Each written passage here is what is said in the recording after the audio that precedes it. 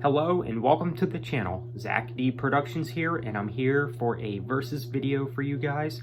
And the two albums that we'll be talking about in this video are both from the metalcore genre, or arguably metalcore. I know that there's debates out there about whether or not both these bands are considered metalcore or not, but regardless, let's go ahead and talk about these two albums. So the first album we're going to talk about is Outlive by Demon Hunter versus The Sin and the Sentence by Trivium. Now, if you're wondering why I'm going to talk about both these albums in the same video, that's because they're both the 8th album from each band, and they both came out in the same year, 2017, although Demon Hunter's album released in March of that year, and Trivium's album, I believe, released in October of that year, sometime in the fall if I'm not mistaken, but I do remember that was around the time I got into Trivium as well. So yeah, I am kind of a newer fan of Trivium. But since Demon Hunter's album came out first, let's go ahead and talk about this album. Now, when this album was coming out a few years back, I just remember being absolutely stoked off the charts for this album. And needless to say, it is probably one of Demon Hunter's weakest albums, if not their weakest.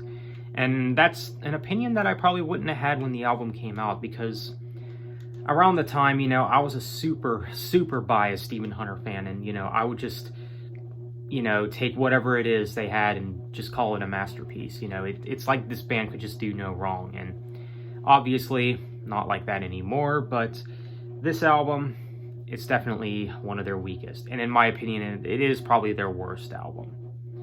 But, there is still some good tracks on the album, such as Jesus Wept. That's one of the heavier tracks on the album. It's got some really cool riffs and everything.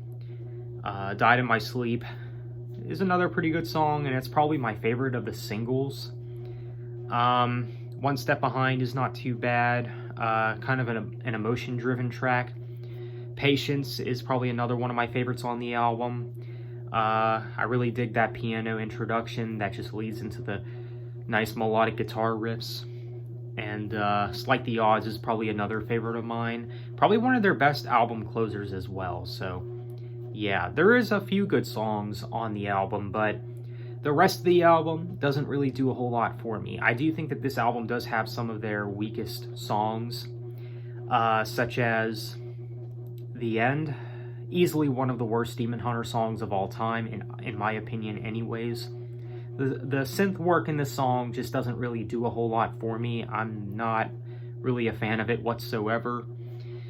One Less, I think, is another one of the worst Demon Hunter songs. Yeah, it's another heavy song, but it's just kind of uninspired and just lacks replay value. But yeah, there's a lot of sort of blandness to this album, a lot of songs that really do lack the replay value, and the album structurally is kind of all over the place. Like, it has no identity to it. Like, it's one of those albums where it's like Demon Hunter didn't know like what they wanted to do on this album. Like, it's like they couldn't decide if they wanted to go super heavy on this album or more on the melodic side, and it just doesn't really work for the band.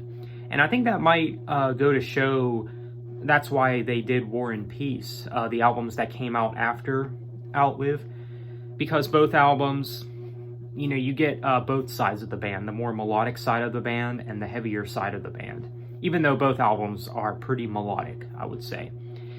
But yeah, Outlive, needless to say, it's one of Demon Hunter's worst albums, and it definitely lacks replay value. Now, as for The Sin and the Sentence, this album is a different story, because I do think that this is one of Trivium's best albums.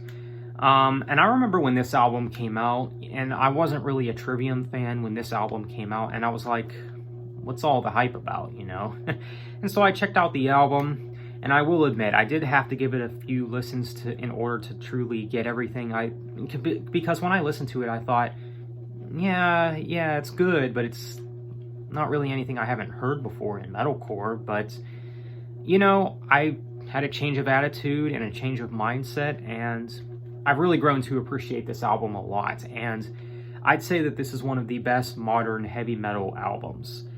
But yeah, I think at the time this was probably Trivium's best album since Shogun. And everything afterwards, What the Dead Men Say and In the Court of the Dragon, are really good as well.